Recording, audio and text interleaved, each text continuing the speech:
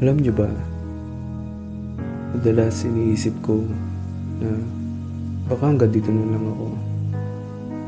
Na yung mga ginagawa ko dati siguro di ko na ulit siya magawa ngayon.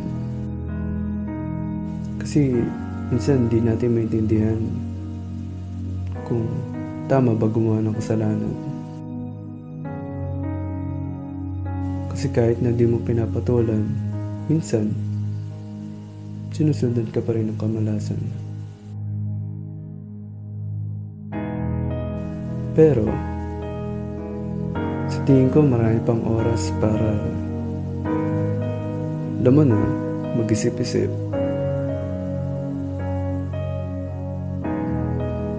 You know, I once thought about death. But everything has an end.